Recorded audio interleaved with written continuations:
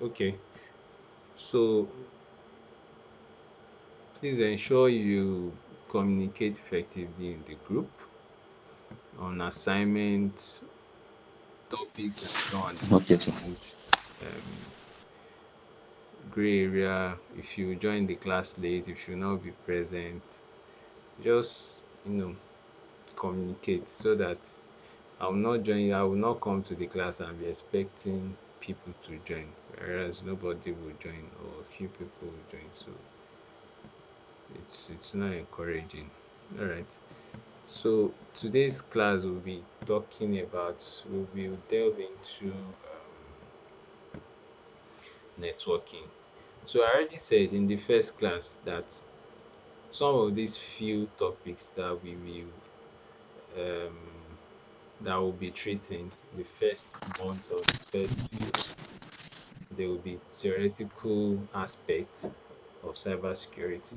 So you might not find it very interesting, but trust me, these are the fundamental concepts that you need to understand first before we start using tools or going into the practical aspect. So if you don't understand this theoretical aspect, to just if it will just the practical aspect will be difficult for you to understand, right?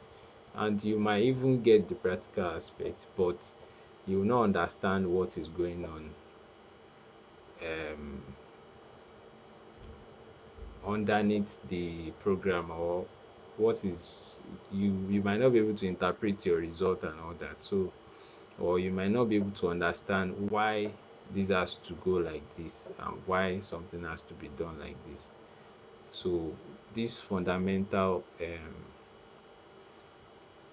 this basic concept will help you um, get better in understanding what is going on in the underground of a particular application, or um, the results you are getting from a particular tools. How are you going to interpret them and all that. So today we'll be talking about networking essentials for security. So next Friday we will so some of these things that we'll talk about here, we will um use them, we'll practicalize them, show it on Wireshark, right? So I think I should use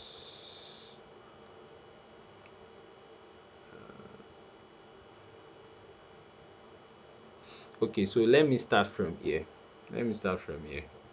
So can does anybody know how a website work?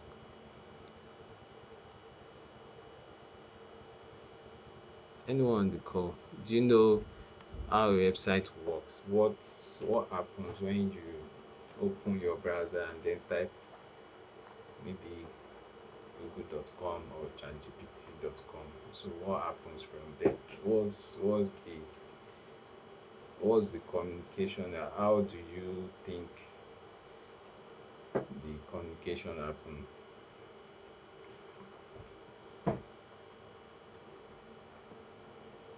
Anyone? If you don't know, just say you don't know, please. Just saying that.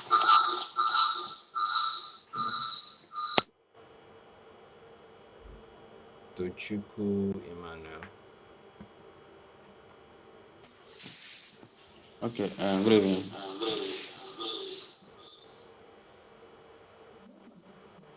I think the website work through server. Okay. Can you explain? Mm,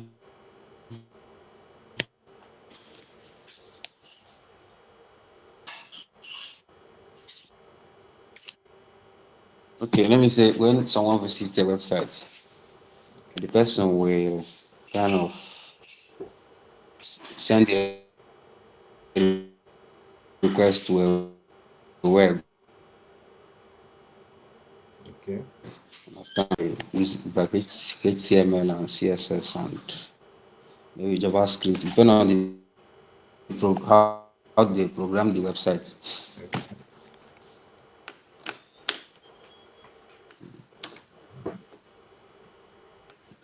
I'm listening. So it's left for the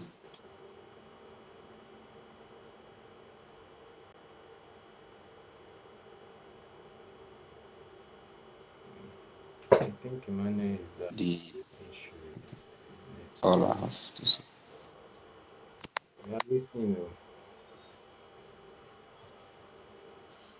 Like I said, is when a user visits a website. Okay. So the user to send a request in the website. So it's left for the website to give the user or interpret or display what the user wants based on how the website is being programmed. Okay. So it's a website. It's That's all I the know. website that will give the user what the user wants, right? Yes. Mm. So Chuku, any idea?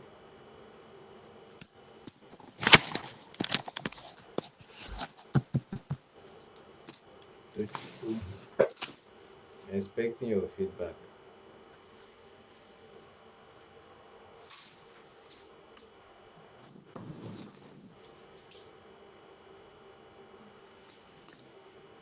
You know on this call.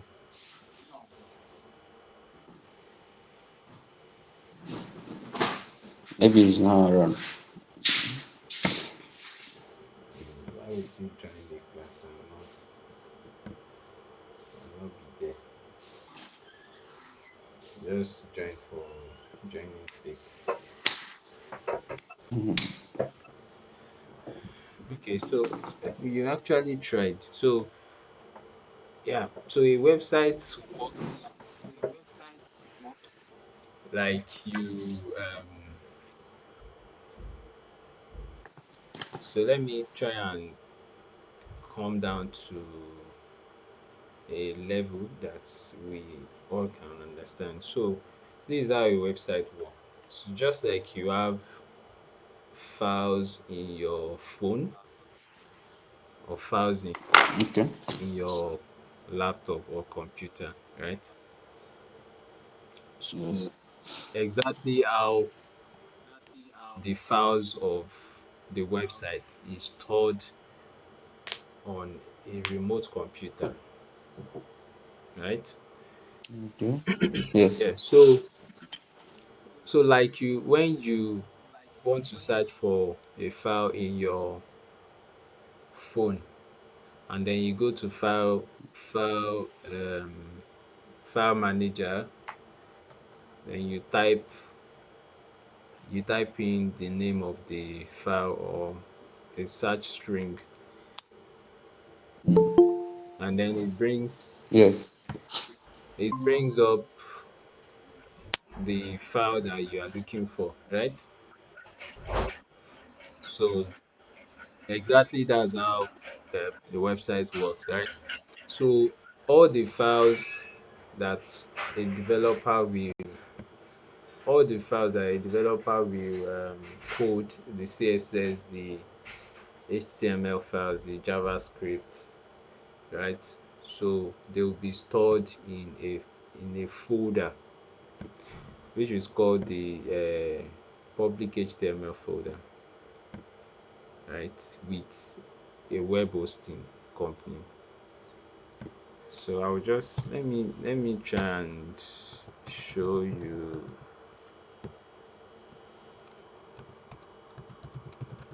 what it looks like. So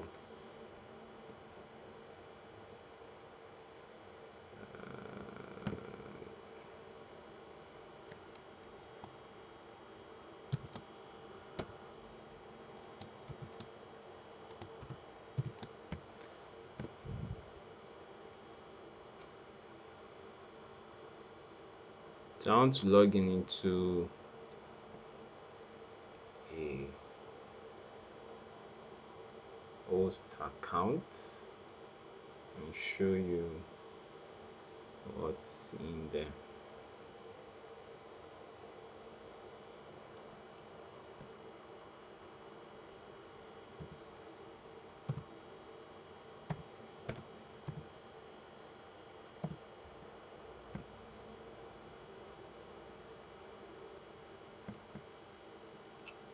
I'm not even presenting my screen. I didn't know. Um,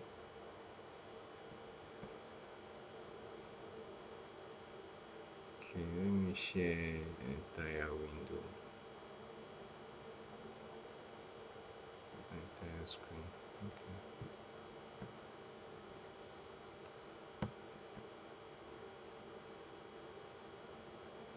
Yeah. So can you see my screen?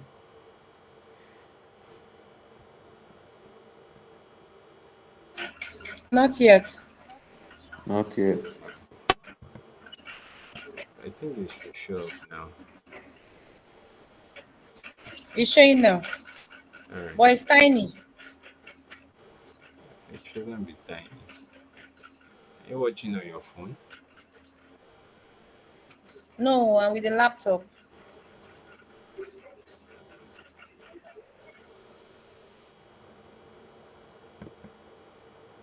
Uh, all right. So can you see the screen? Yeah. So Yes. this is account of a hosting hosting account, right? So if I come here, I'll see the C panel of this particular.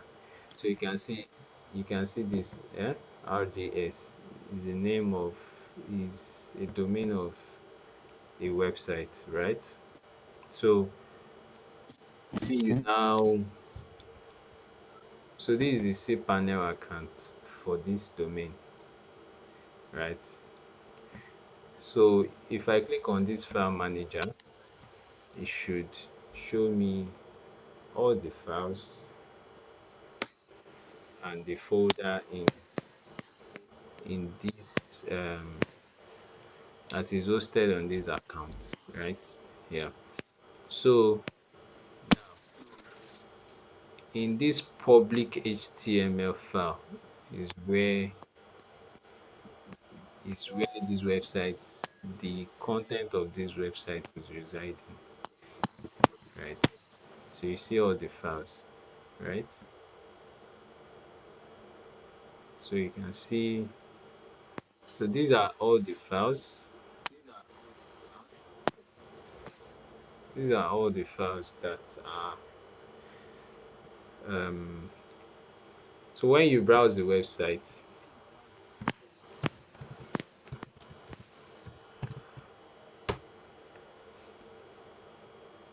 so when you browse the website, so it's sending a request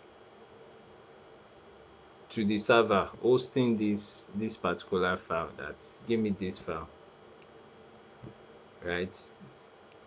So and then the server responds with a code. So a 200 code means the request is valid, and then the server responds with a valid um, request, right? So this will give us a 200 code. So there are different response code. 200, and there is 403, 405, there is 404, there is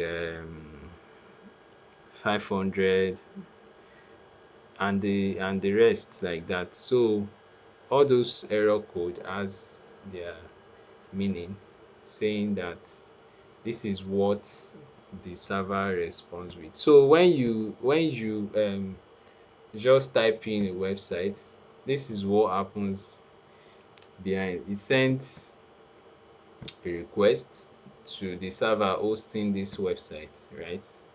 And then it fetches the request. It fetches the page that you are requesting for, right? So yeah, so that's that. Um, Now, so while we are sending the request, right? So there are some protocols that the that there are some communications that happens between your computer and the server you are trying to reach, right? And that's where this comes in, right? So that's where the TCP/IP model comes in, and then we also have the OSIP, sorry, OSI model, sorry, OSI model, right? So we are going to use Wireshark. That's on Friday. We'll use Wireshark to capture some data, right? We'll send some requests, capture the data, and then see what is inside the data that we have captured, that we have sent rather, and then the response we got the from where we sent our data, our request rather. So yeah, so that's where this concept come in, this TCP IP model. So what is TCP IP model talking about, right? So the TCP IP model is a framework that is used to describe the function of the networking system. So it has several layers through which your communication is being sent, right? So it is somehow different from OSI model. Like OSI model has 7 layers, but TCP IP has 5 layers. As if no, 4 layers rather.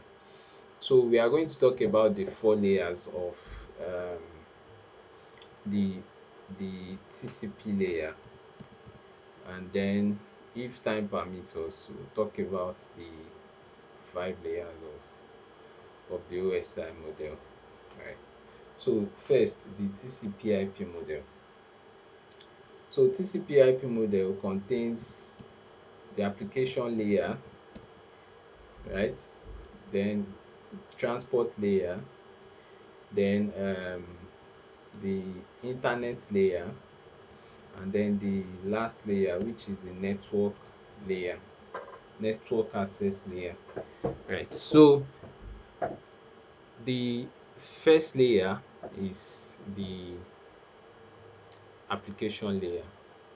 So now, so I would just like to explain something here. So when we are talking about the layers, if you notice here, you notice that this starts with layer 4, right? This starts with layer 4, right? So if you browse the internet, you might find out that application layer can come as the last one, right? So application layer can come as the last one, and while the internet layer can come as the first one. So it can go both ways, because you are sending data, right? So it means that you are starting from the application layer, the person receiving the data will receive, sorry, yeah, you that you are starting, you are sending data, you are starting from the, yes, application layer, and then the person receiving is starting from the other way around. So in this application layer, we have several protocols inside application layer, right? So now the application we are talking about is not this Chrome or Microsoft Edge that you are using, right? So it's talking about the protocol that the browser or the software is using to carry out the communication, right? So the purpose of the application layer, so is the closest layer to the end user, right? So it's the closest layer to the end user.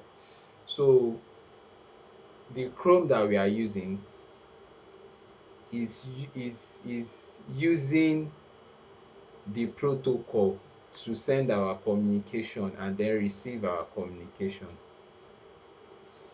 So the Chrome itself is not the application layer, but the protocol that Chrome is using to send and receive our request.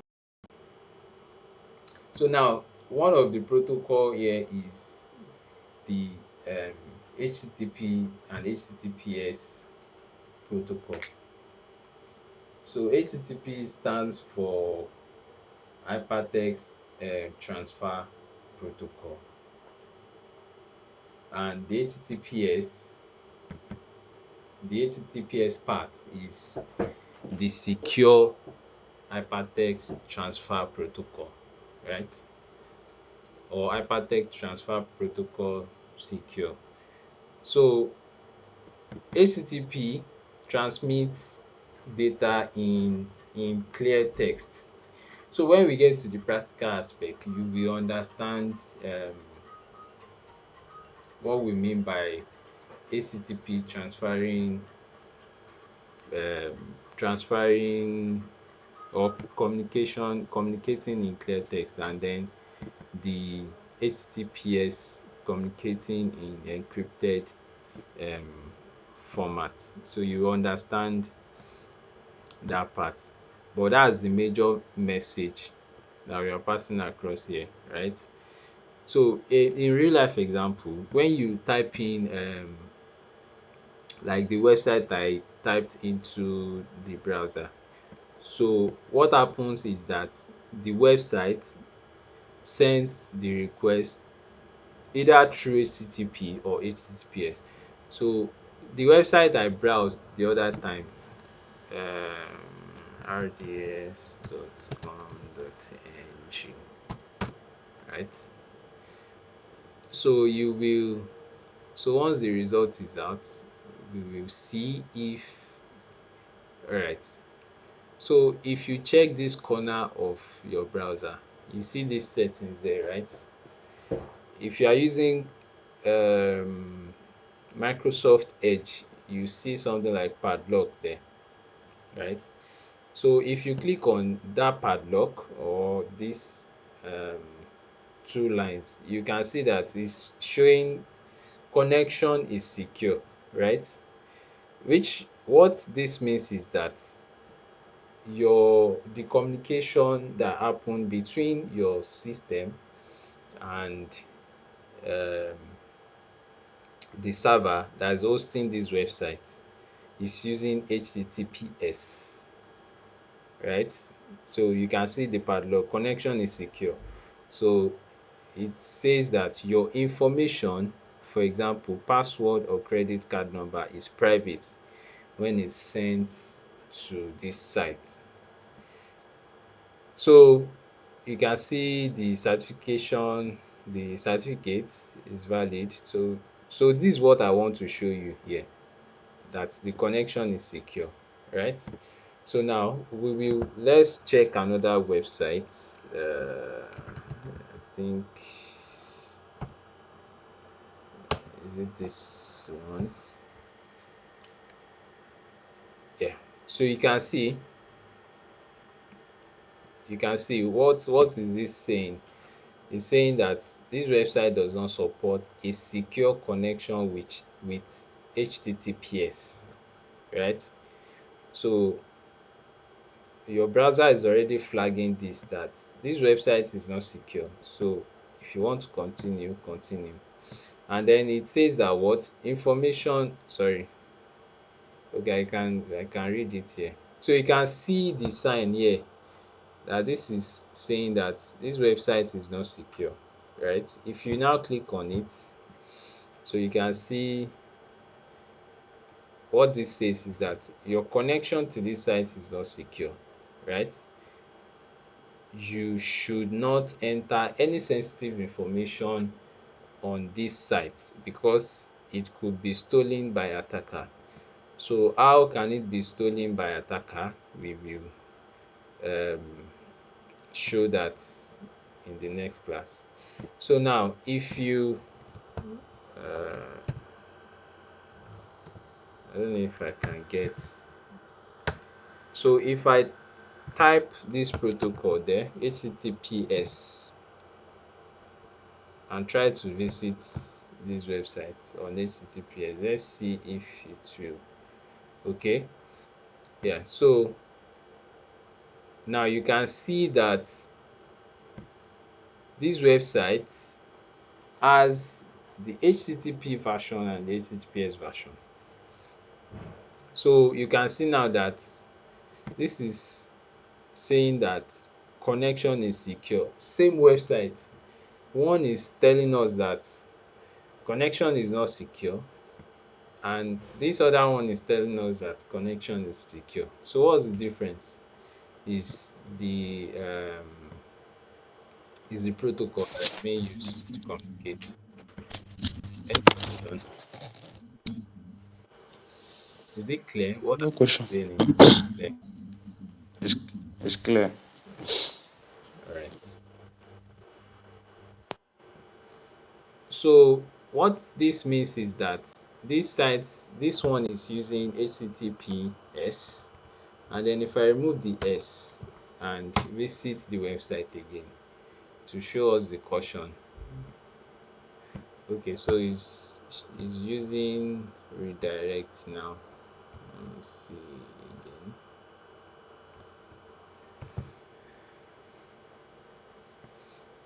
Okay, so now the website is automatically redirecting to the secure version of the website.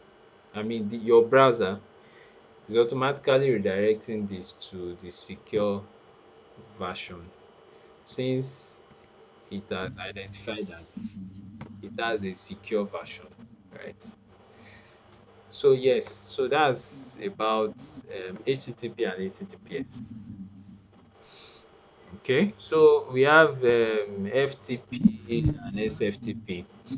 So FTP stands for File Transfer Protocol, and SFTP stands for Secure File Transfer Protocol. Sorry, I didn't explain this get and post request, status code, and HTTP header in. Okay, so the HTTP method, so we have more than these two HTTP method, right? But the ones that is very common is the get and the post, right? So what get is doing is that when you send a request, so the layman, I want to explain it in layman language. When you send a request and you are expecting a feedback. So a feedback in the sense that you are expecting a result. So that's where get get method is used. So example of that is now this website, if I use this search button, search bar, right, and I search something, right? So if I search something here, I'm expecting the result of what I searched. So when I click on that go, so what it means is that I have sent a get request, right? Now, so for post, for this post request, so post is, you are not expecting a you are not expected to get a feedback or the result of the action you have performed. Not that you are not expected to get a feedback, but you are not expected to get the result of the action you have performed. So what I mean by that is, so for example, if you are filling a, maybe a registration form, right? You want to register on a website, right? And you filled the form.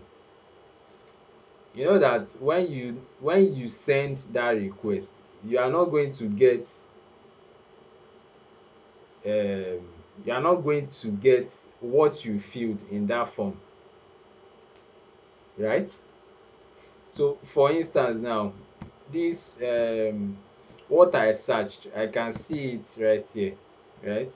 I search track and I can see the track here, right? um but when you fill a registration form, you are not expected to see, you are not expected to see the information you filled, like the username, the password, the, maybe your phone number, your, you are not, it's not obligatory to see that um that all those information that you filled in the form. So that's a post request. So that's basically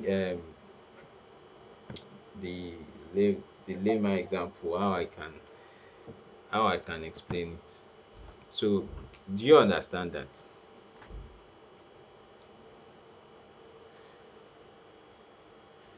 Do you understand that, please?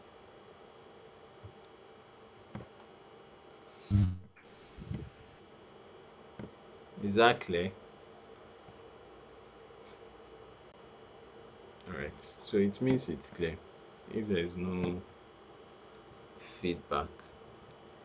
So and then this status code, I mentioned that we have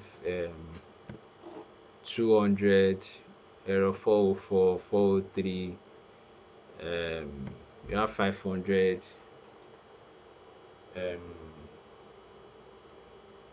so we have the families of 20x or 2xx. So the x represents different numbers, right? And then we have family of 4xx. We have family of 5xx. That's the status code, right? So you can, if you browse that, you get more information on that. But when we get to, when we come across them, then we'll explain more better. So that's that. So we have HTTP, I'm sorry, FTP and SFTP. I've explained, I've said the meaning of FTP and SFTP. Right.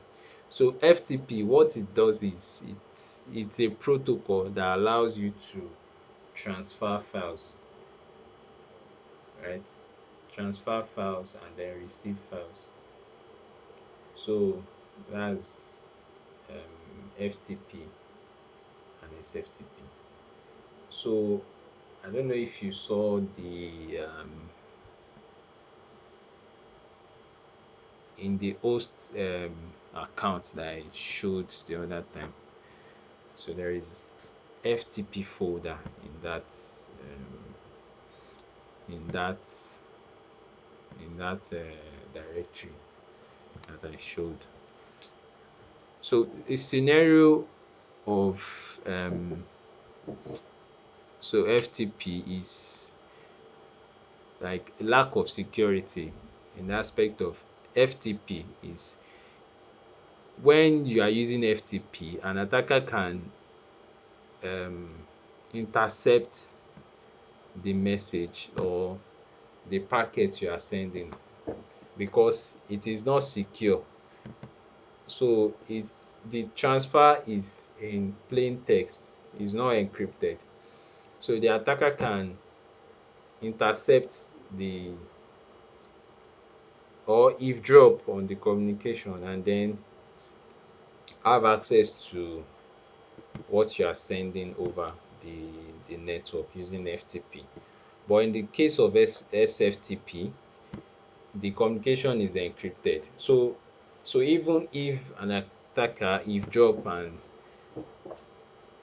lay his or her hands on the packet, it will be encrypted.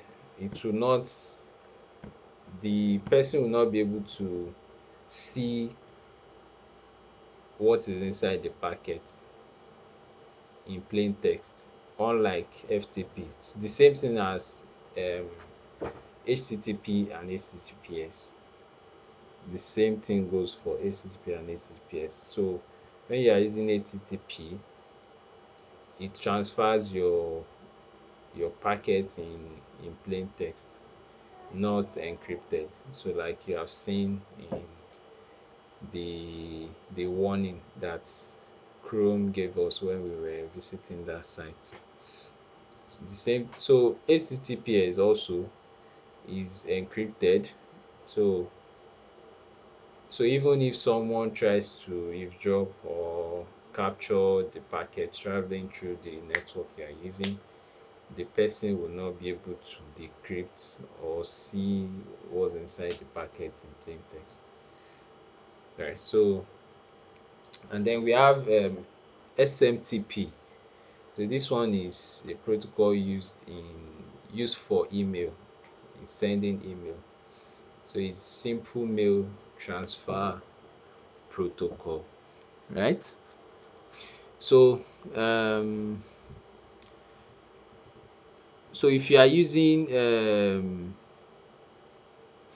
SMTP, so what it means is that as phishing email often exploit SMTP because it does not verify sender's identity, so which allows attackers to spoof email address. So what this one is saying is that someone can disguise and pretend to be maybe your boss. So email spoofing here means that using fake email, right? Using fake email and then using it as the original or the original email. So for example, let me see if I can. I don't want to open. So if someone is using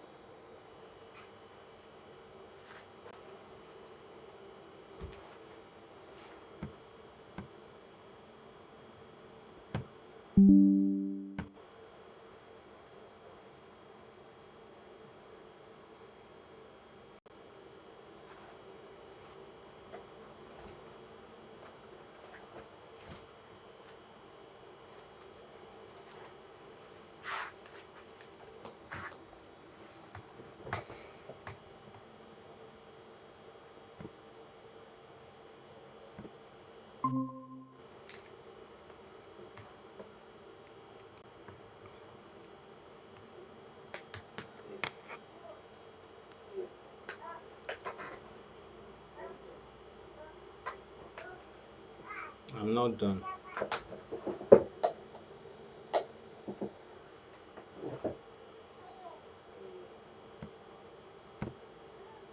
Yeah, sorry.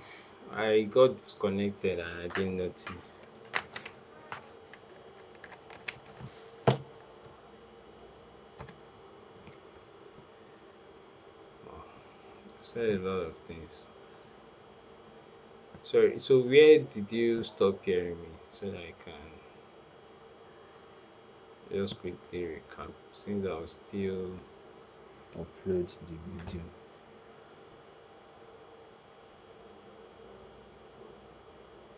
Hello. Me, I don't understand anything in today's class. So I'm just trying to follow. Yeah. But Okay. You're trying to tell us. I don't know. I asked you if you I understand. did not. I did not start. I did not start from the beginning. I started like more than 40 something minutes late. So I'm still trying to catch up. So where did you meet us?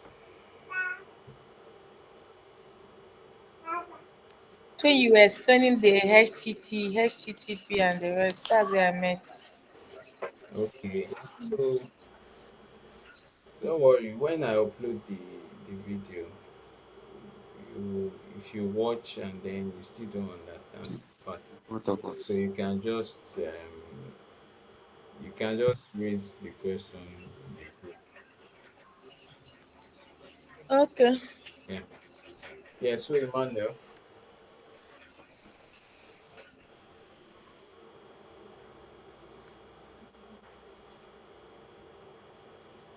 you were saying something, Emmanuel.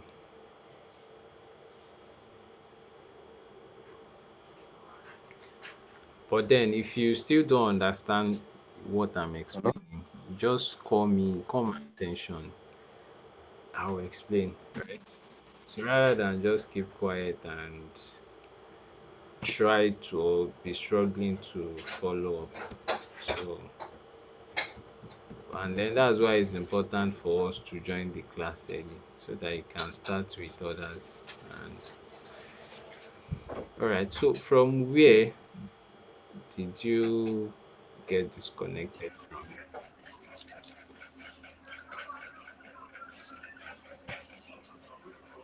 Did you get the did you get the HTTP part? HTTP and HTTPS. I met you when you were trying to differentiate the two. Okay. Emmanuel. Mm. Because I got disconnected and I've been talking. You already passed that HTTP when you got disconnected. Honestly, I was just talking and then I noticed that I sent. I raised my hand up here. You did not So, notice. I've been disconnected now, so there is no way I will see the hand up except you okay. chat in the. So someone should have just Yeah, pass. called me on WhatsApp to draw my attention to it. This same thing happened during our last class. Yes, You disconnected around this I time. don't know why. So maybe you should just check what's happening. I don't think Emmanuel is online. Emmanuel is online. He has been talking. Okay. All right, so let me just start So let's from go. the let me quickly explain the HTTP and HTTPS again, and then wow, I've explained SMTP. All right, so the you saw the demo, right? The website I visited the other time using HTTP and HTTPS.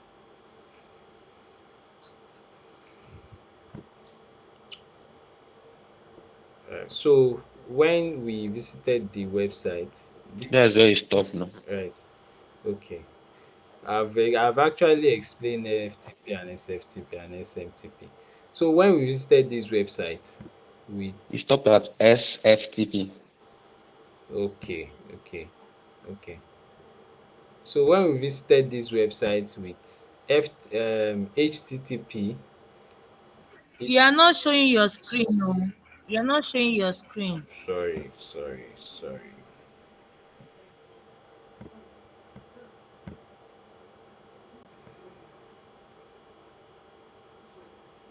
Okay. Yeah, it should be showing now, right? Yeah, it's fine now. All right. So when we visited this website using HTTP, we saw a warning displayed from Chrome that this website is not secure, blah blah blah. If you enter any sensitive data, it can be stolen by attacker and all that, right?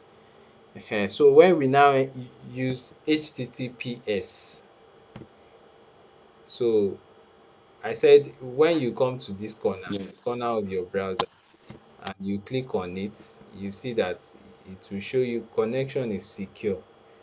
But if you browse with HTTP, right, so it will show you that connection is not secure. It will tell you the disadvantage of using that HTTP and not HTTPS, right? So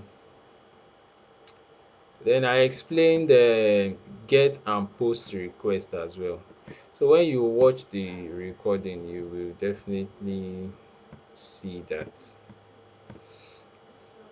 So then FTP and SFTP. So I said FTP means file transfer protocol, right? So it's simply the protocol is simply used to transfer files from one end to another, right? So if you are using FTP, there is tendency that an attacker can be able to eavesdrop on your network and receive packets that you are sending over your network. So but if you are using, because what you'll be sending will be in plain text, just like this HTTP. So next week, next class, Friday, we are going to um practicalize how HTTP and HTTPS work. We'll show the data that you are sending over. So yeah, so same thing with SFTP. SFTP is secure FTP, which means that your communication, your connection is secured. So whatever you are sending over is encrypted and it will not be seen as plain text by the attacker. So SMTP, which means simple mail transfer protocol. So this is simply used to send email.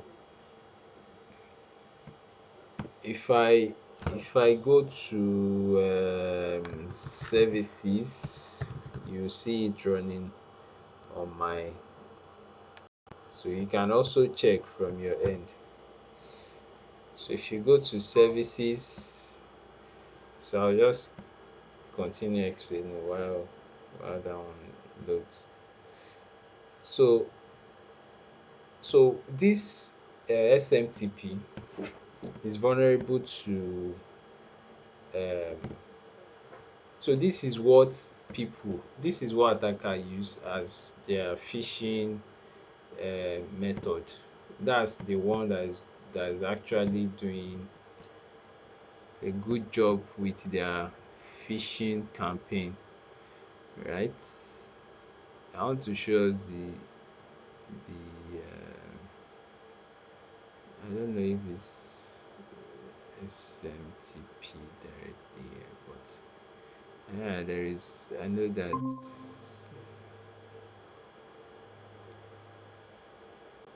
I've seen something like that.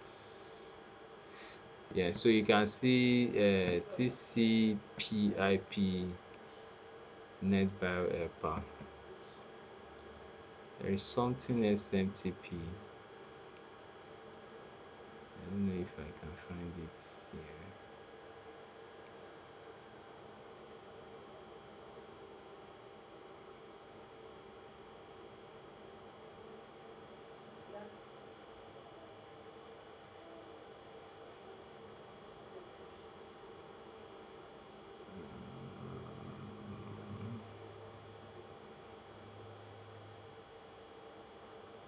So it might not start with S, but I'm sure there is a service for SMTP. So maybe I will look for it later and communicate it. So this protocol allows us to be able to send and receive email, right? So attacker targets this SMTP, so and use it to send their phishing attack by pretending to be someone they are not. Maybe pretending can pretend to be your boss and spoof the email of your boss by using a fake email to spoof the email of your boss. Right. So you have DNS. DNS means domain name system. So whenever you type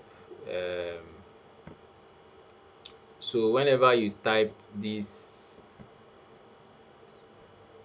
web address that you type, website name, so it's automatically, so every website has an IP address attached to their domain name, right? A unique IP address attached to their domain name. So when you type that name, google.com, so the function of DNS is to help you translate that google.com into its identified IP address, right? So let me see, if you have 8.8.8, this Google IP address. Let's see. Yeah, so you can see it's saying DNS. It automatically translated that to the IP address, to the domain name, right? So the same thing with I can't remember that of Facebook, but um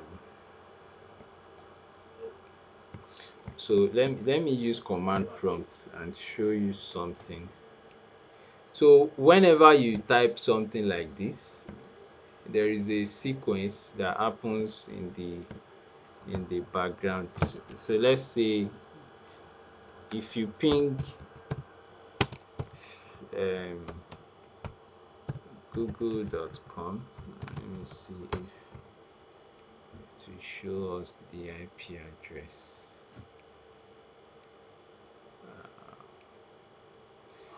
So this ping request is just to test that something is responding. Okay, could not find ping request, could not find hosts. That's strange. Okay, let's say ping facebook.com.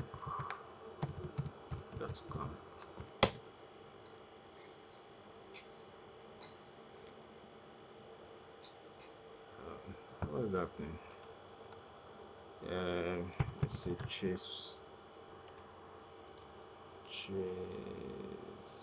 at facebook.com.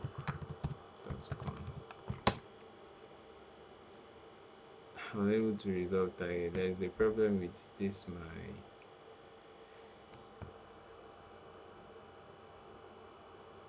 Oh, I'm disconnected again. Why?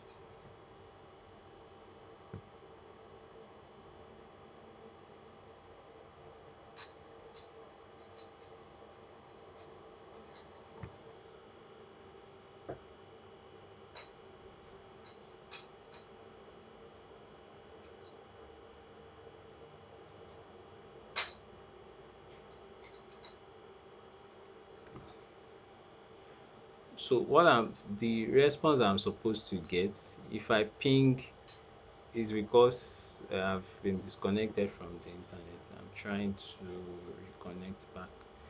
So if you try this on your system with your system connected to the internet, so it will definitely translate this Google to its IP address. Also for Facebook, if you do trace at facebook.com, it will tell you the number of hops or the number of um, connected computers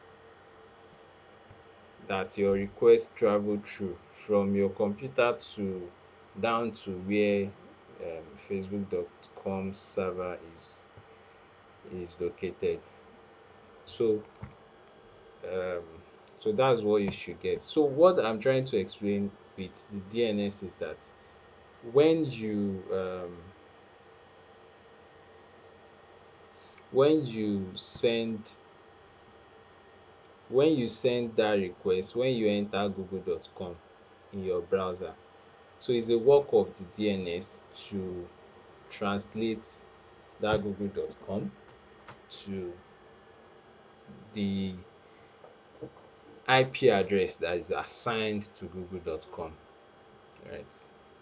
So at this point, I will like you to research on the organization that is responsible for assigning IP address to domain name, right?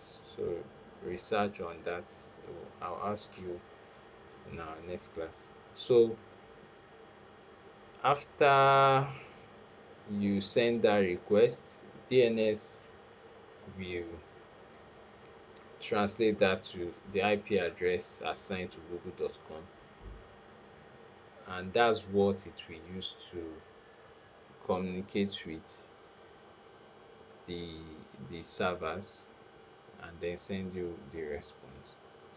So it's through that trace at.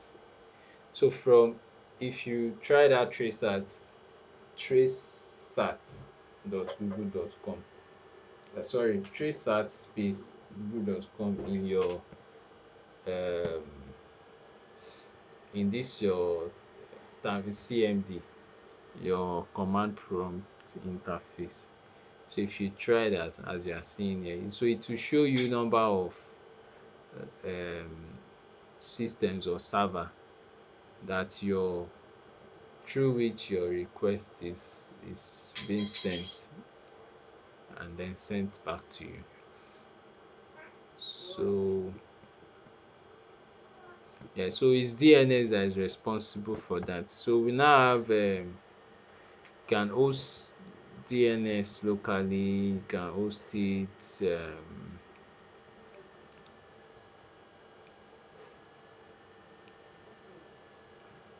right. So the security concern of DNS spoofing or DNS poisoning is an attacker can redirect your request to um a malicious website that you don't intend to visit. So for example, if an attacker managed to spoof your DNS, right? So what it means is that any request that you are sending on that network will be going to that attacker because your server is seeing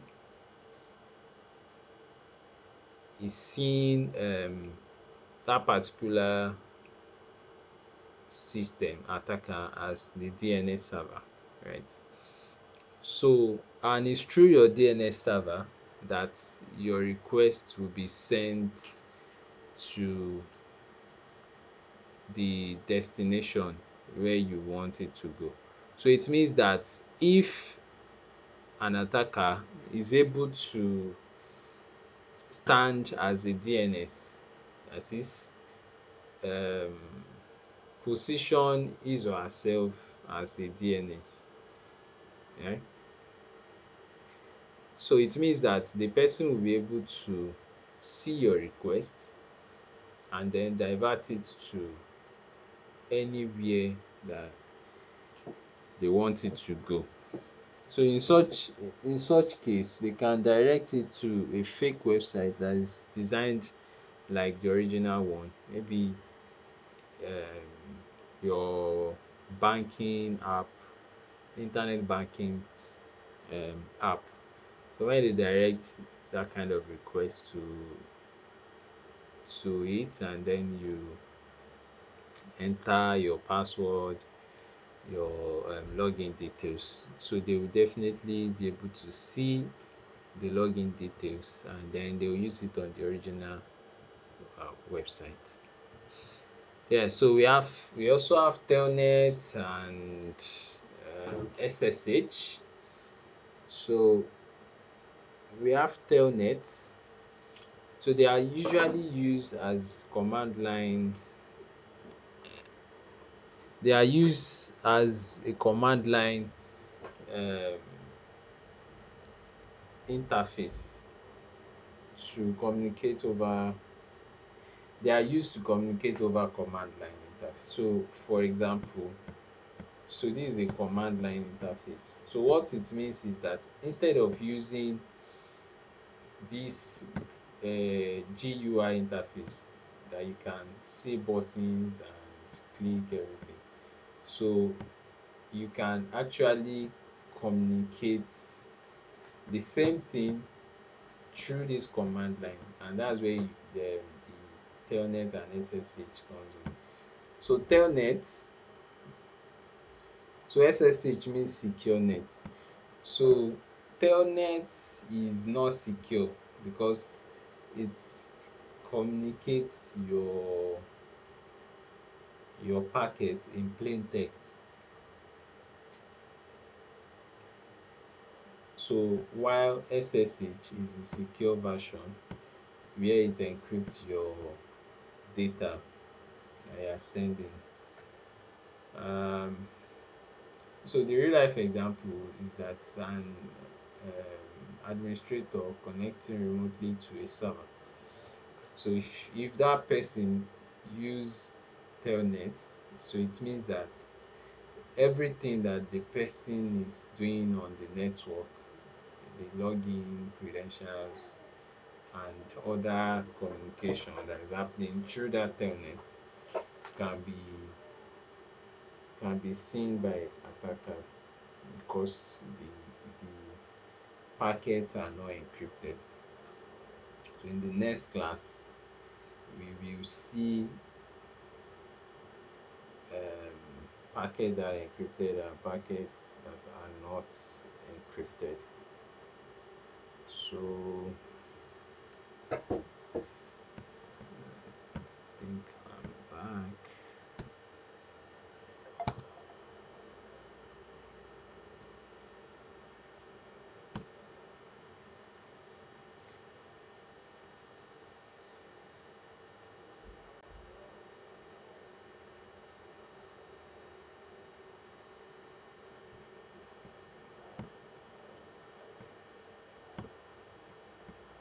So you see packets that are encrypted and packets that are not encrypted.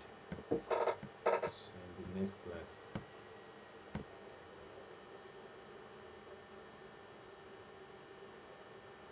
my network held me ransom. I've tried to restart, put on airplane mode, so it's not working. So I was recording anyway, so when I upload the video, you can watch, you can rewatch and note some of the things that you don't understand so that we can treat it in the next class. Yeah, so I've explained DNS, I've explained Telnet and SSH. Um, so it was at the point when I was trying to explain DNS that I actually realized that I was not connected. So I can just show you the DNS part. Internet screen.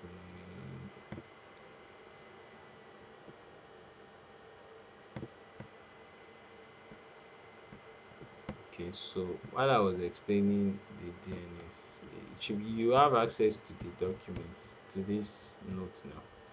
So you just follow through the notes. So what I was explaining on DNS, it was at this point that I saw that I was not connected to the internet. So DNS helps you to translate the domain name. Domain name is google.com or facebook.com or rds.com.ng. That's domain name. So DNS, which is domain name server, will help you to translate this facebook.com into its assigned IP, right? So every domain name has an IP address, a unique IP address that is assigned to them. So if I now do ping google.com, so you can see that it shows me the IP address, and then the reply only contains the IP address. Can you see my screen? Am I still connected? Yes, yes. Right. So you can see that it's only the IP address that is showing. So also if you do trace at facebook.com,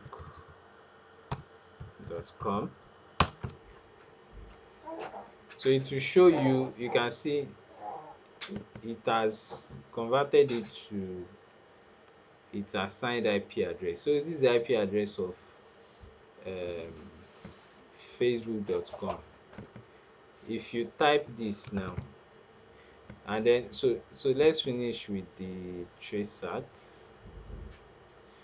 So what traceat is showing you is it will show you the computers that are or servers that are in between your system and Facebook server where Facebook is hosted, right?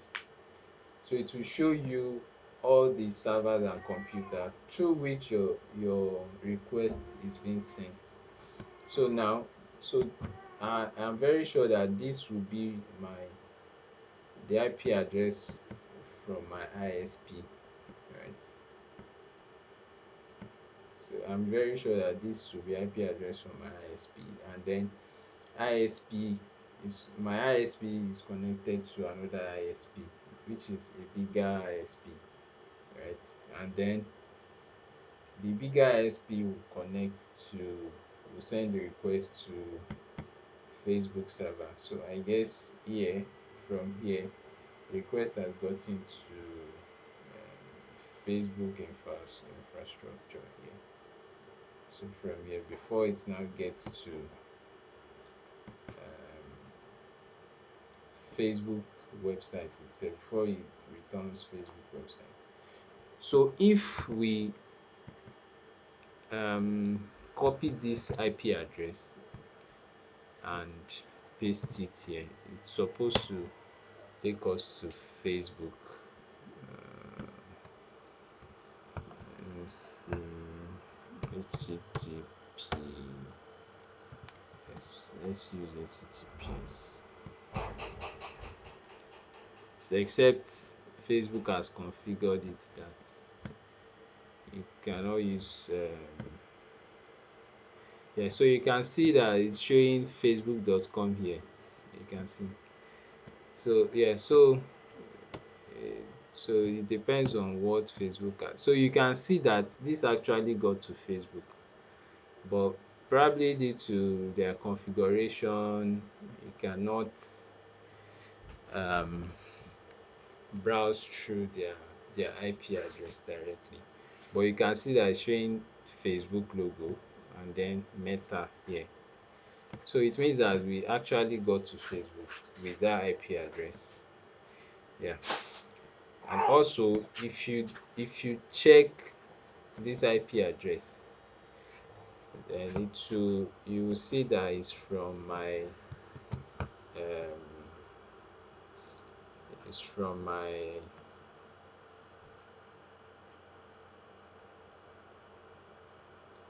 it's from my ISP. Let's see DNS. Sorry, who is no, sorry. Let me see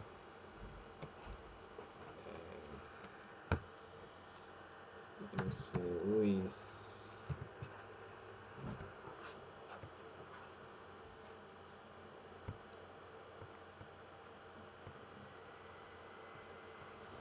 it sorry, is NS lookup.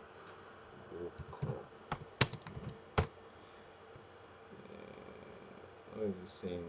Unknown, can't find this. Server unknown, non-existent domain.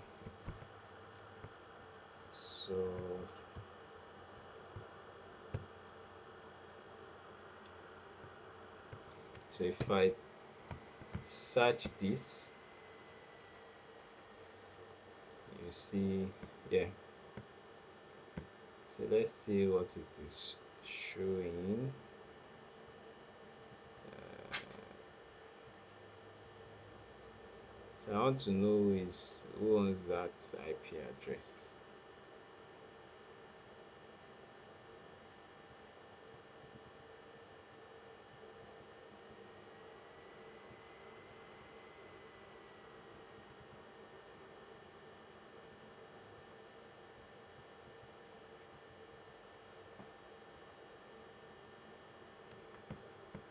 It's supposed to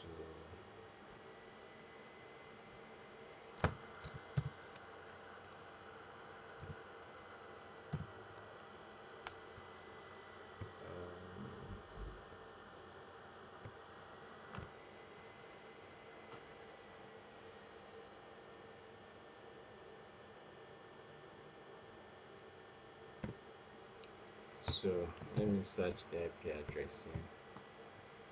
So I should be able to get.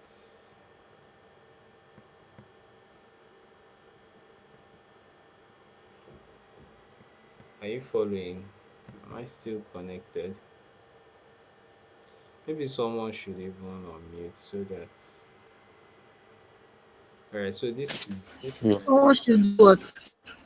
you're unmute connected. so that I will be able to. So this is a private IP address. Yeah. So, but it's from my DNS. I mean, sorry, it's from my service provider actually.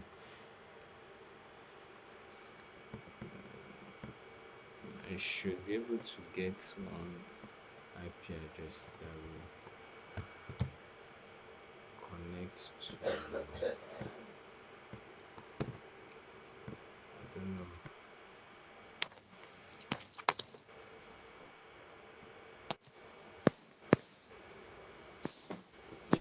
Yeah, you can see this one. Yeah, so you can see it's showing what Globalcom Limited. Can you see? So it means that this request is going through.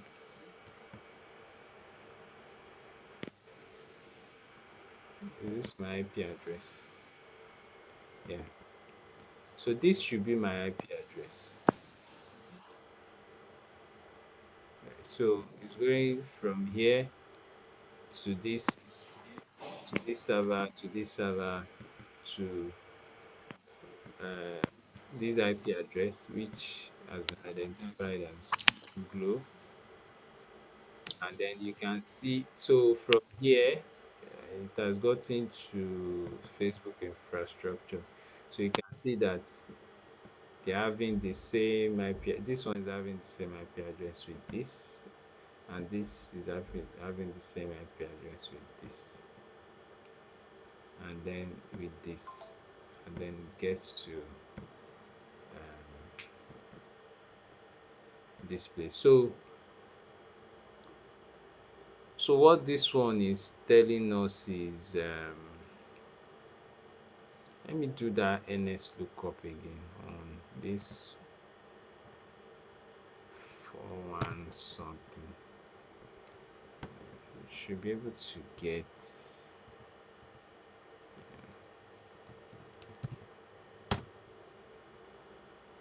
still showing on. Okay, so that's that. So DNS. What the disadvantage of DNS is that if someone can disguise as your DNS server, so it means the person can redirect your traffic to a fake website. So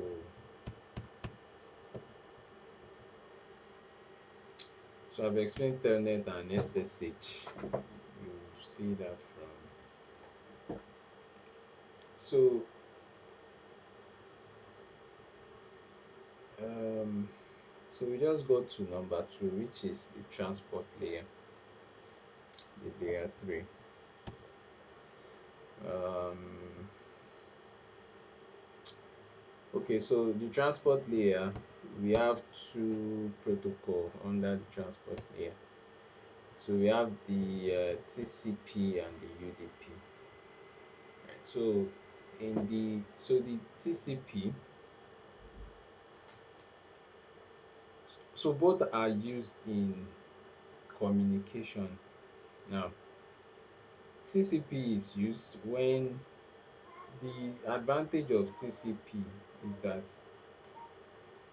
it does not, sorry, it requires feedback and try to recover lost packets, right?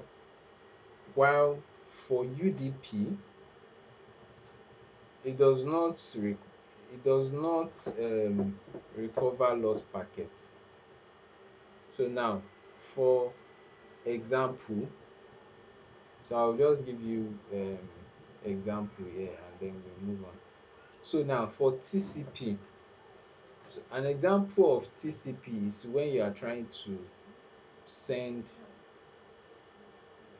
a movie, maybe using Zender.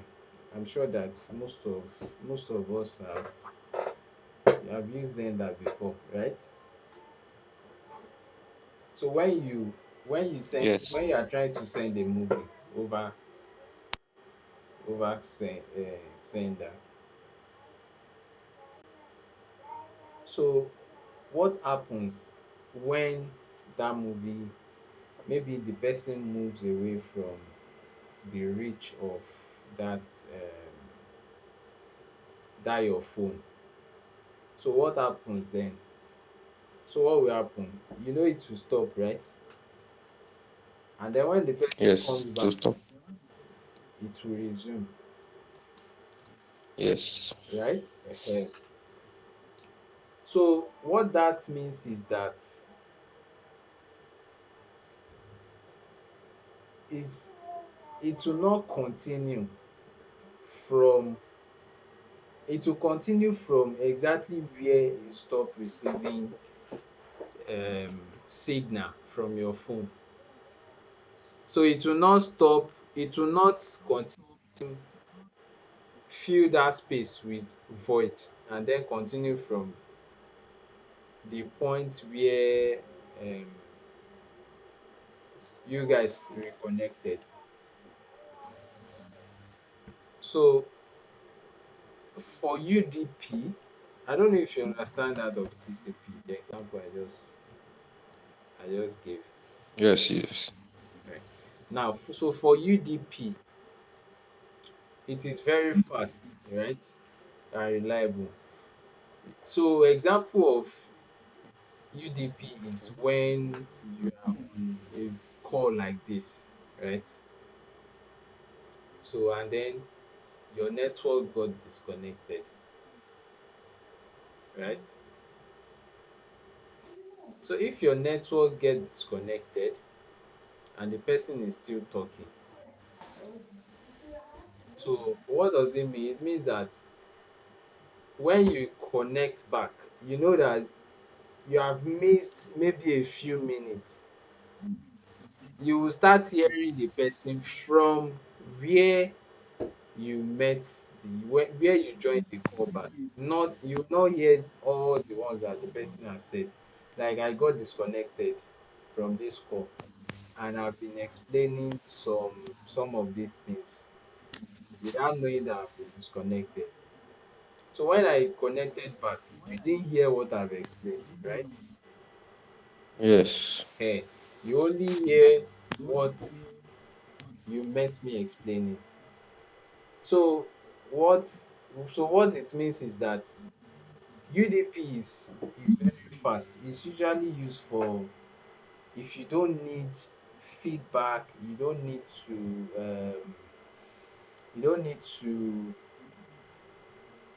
you don't need feedback, right?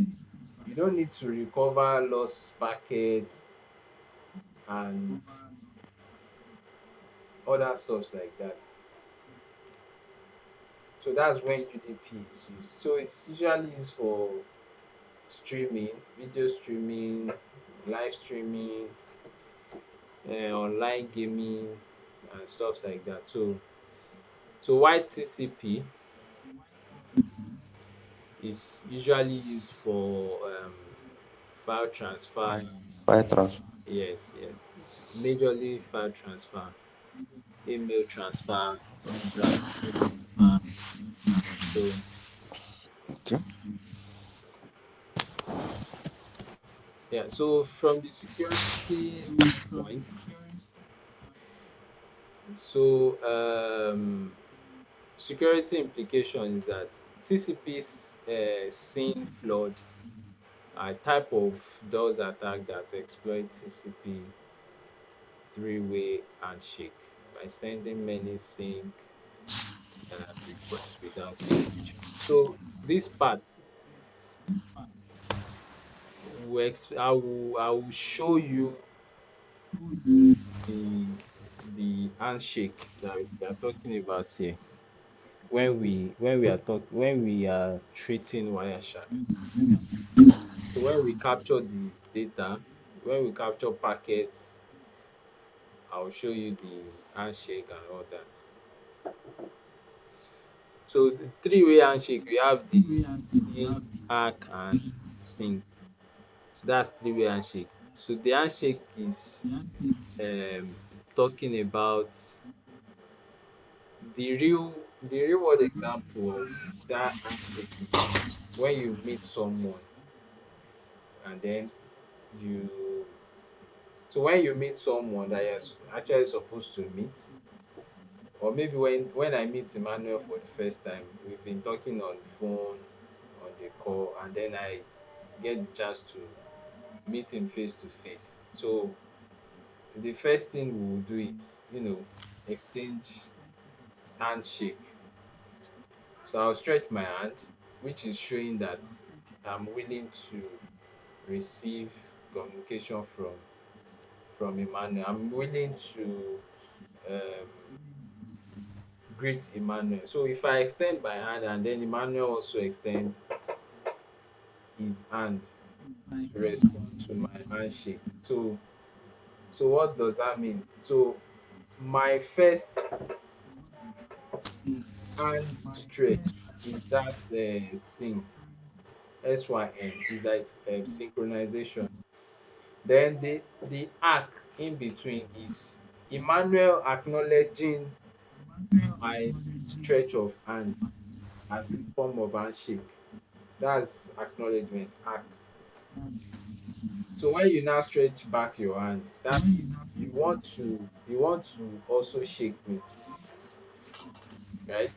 And then we'll now shake our hands up and down, like good to meet you and all that. That's another we are synchronizing, right? So that's the three-way Yes. handshake. That's the layman example I can use to explain that. So that's the three-way handshake basically, right? So it's just a way of computers communicating to each other, right? And establishing communication. So that's what that means. Um, and then the third one we have internet layer. We've wasted a lot of time because we did not join on time. So we should have finished this thing. So the internet layer, we have how many protocols there? I think we just okay. We have three protocols in this layer. So we have IP. We have IP protocol. It's the internet protocol. So what IP protocol does, what internet protocol does is that it allows your IP address, right? So it's that protocol that assign IP address to your device and also allow you to communicate with other device using the same IP address, using the same protocol. So we have ICMP, Internet Control Message Protocol. So example of ICMP protocol is that ping command that I just sent to that I sent to Google the other time. Was it Google or Facebook? Yeah.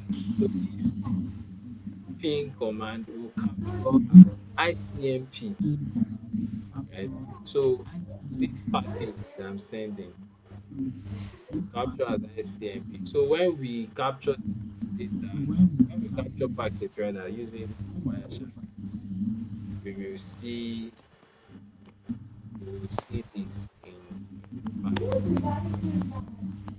So this ping will be captured as ICMP. That's what I want to um, that's what I want us to note. Right. So security implication of ICMP. So it's usually used for network discovery and it can also be used for those attacks. That's ping flood. So you can see that here who is using is your system on loudspeaker. I can hear myself back. So sorry.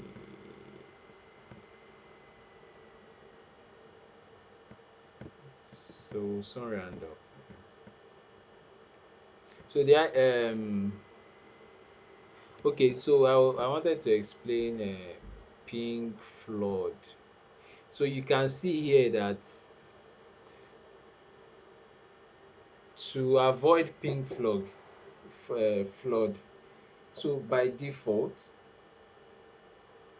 it will only send this ping request will only send 4 requests, right? You only send 4 requests. So if you wanted to send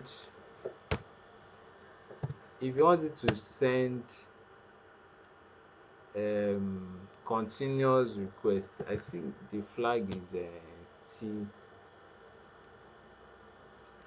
google.com. It will send more than it will send infinite requests, infinitely. You can see it's more than 4 now. Yeah, so this one will go on until you stop it.